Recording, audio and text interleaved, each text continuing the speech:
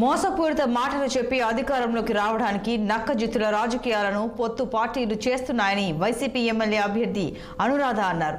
తమ కుటుంబం మీద నమ్మకంతో రెండోసారి తన తండ్రికి అవకాశం కల్పించడంతో పాటు తనకు మాడుగుల నియోజకవర్గం నుండి అవకాశం లభించడం ఆనందంగా ఉందన్నారు. తన కుటుంబంపై ముఖ్యమంత్రి జగన్మోహన్ రెడ్డి పెట్టుకున్న నమ్మకానికి ఆమె కృతజ్ఞతలు తెలిపారు. సార్వత్రిక ఎన్నికల్లో 2 విజయం సాధించి జగన్మోహన్ రెడ్డికి బహుమతిగా అందిస్తామంటున్న అనురాధతో మా ప్రతినిధి Kannababu face to face. Andhra Pradesh రాష్ట్ర వ్యాప్తంగా చూసుకుంటే గనక ఒకే ఇంట్లో 2 సీట్లు సంపాదించుకున్నటువంటి ఏకైక కుటుంబం బూడు ముత్యాల నాయుడు కుటుంబం అని చెప్పుకోవచ్చు. ఏదైతే ఉమ్మడి విశాఖలో ఉన్నటువంటి ఒక ఎంపీ స్థానాన్ని, అదే ఉమ్మడి విశాఖలో ఉన్నటువంటి ఒక ఎమ్మెల్యే స్థానాన్ని దక్కించుకున్నటువంటి ఏదైతే అనురాధ గారు ఎవరైతే ఉన్నారో అనురాధ గారితో ప్రస్తుతం మనం ఉన్నాం. ఆమె మాటలో కొన్ని విషయాలు అడిగి తెలుసుకునే ప్రయత్నం చేద్దాం. మేడం నమస్తే, ప్రధానంగా చెప్పండి, మీ నాన్నగారికి ఎంపీ సీటు, మీకు ఎమ్మెల్యే సీటు రావడాన్ని ఫస్ట్ ఎలా చూస్తున్నారు? అసలు చాలా ఆనందంగా ఉందన్న. ఇప్పుడు ఆ రియల్లీ ఆ క్రెడిట్ గోస్ టు మాడుగుల నియోజకవర్గ ప్రజలకి అండ్ జగనన్నకి ఎప్పుడు కూడా మేము మా కుటుంబం అంతా ఎప్పటికీ రుణపడి ఉంటామని కూడా తెలియజేస్తున్నాను. ఈరోజు ఇంతటి అవకాశం ఇచ్చినందుకు నేను రాజకీయం ఎప్పుడు కూడా సేవగా భావిస్తాము. మేము నాన్నగారు అవ్వచ్చు, నేను అవ్వచ్చు, పనిలో దైవత్వం చూస్తాం. కాబట్టి ఈరోజు మేము ఈ స్థాయికి ఎదిగే విధంగా వాళ్ళందరూ కూడా మా వెంట నడిపిస్తున్నారు ముందుండి. అదంతా గమనించిన జగనన్న ఈరోజు నాన్నగారికి పార్లమెంట్ అయితేనేమి నాకు అసెంబ్లీ అభ్యర్థిగా ప్రకటించడం జరిగింది. ఇది మాటల్లో చెప్పలేము, చాలా ఎమోషనల్ అయిపోయింది. టీవీలో చూసినట్టే కూడా ఏడ్చేశాను నిజంగా. అసలు అన్న నమ్మితే ఎక్కడికి తీసుకెళ్తాడు అనేది కూడా ఈరోజు నిరూపణ అయింది.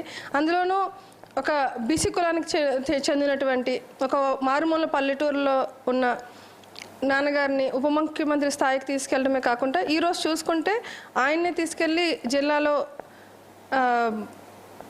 పార్లమెంట్ అభ్యర్థిగా నిలబడడం అనేది చాలా ఆశ్చర్యకరమైన విషయం కూడా. సో తర్వాత చాలా వరకు కూడా మంత్రి గారు అమ్మాయి అయిన తర్వాత కూడా మీరు పొలాల్లో చాలా న్యాచురల్గా మీ పొలం పనులు అవనియండి, లేదా మీ చుట్టూ ఉన్నటువంటి పబ్లిక్తో కానీ చాలా న్యాచురల్గా రిలేషన్ మెయింటైన్ చేస్తారంటూ కూడా వస్తున్నప్పుడు దారిలో చాలామంది చెప్తూ వినడం జరిగింది. సో ఒక మంత్రి గారు అమ్మాయి ఆ రకంగా ఉండడాన్ని అసలు ఏ రకంగా చూడొచ్చు అంటారు? అసలు పదవులు శాశ్వతం కాదు కదా, బంధువులు బంధుత్వం, మనం అన్న తమ్ముడు అక్క అనేది ఎప్పటికీ చిరకాలం ఉంటుంది. మనకి పదవులు ఈరోజు నా దగ్గర ఉంటాయి, రేపు మీ దగ్గర ఉంటాయి, ఒక్కొక్క దగ్గర ఉంటుంది. కాబట్టి నన్నుగా ఎవరు గుర్తించారు? నాన్నగారు కూతురుగానే నన్ను గుర్తించారు. బూడు ముత్యాల నాయుడు గారికి అనేది నా ఉద్దేశం చెప్తున్నాను, హీజ్ ఎ బ్రాండ్ అండి. ఒక డాడీ పేరు అంటే ఇంకా ఒక వైబ్రేషన్. నాకు తెలిసి నాన్నగారి పేరుతో పలానా వాళ్ళ కూతురు అంటేనే బూడు ముత్యాల నాయుడు గారి అమ్మాయి అంటేనే నాకు ఇష్టం. ఆయన కూతురుగానే నాకు గుర్తింపు అయితే వచ్చింది ఈరోజు. ఆయన లేకపోతే మేము ఎవరు కూడా మా ఈరోజు ఆయన కూతురు కాబట్టే జగనన్న కూడా మా మీద దృష్టి పెట్టారు. ఆయన ఆచరణలో ఆయన అడుగుజాడల్లో నడుస్తున్నాను. ఆయన చిన్నప్పటి నుంచి చూస్తూ వచ్చి ఈరోజు నాకు ఇంకొక ఆనందం ఏంటంటే, ప్రతి ఒక్కరికి గురువు అనేవాళ్ళు ఎవరో ఉంటారు రాజకీయంలో, ఏ కేటగిరీలో అయినా సరే. ఈరోజు నాకు గురువు మా నాన్నే, అది చెప్పడానికి కూడా నేను గర్వపడుతున్నాను.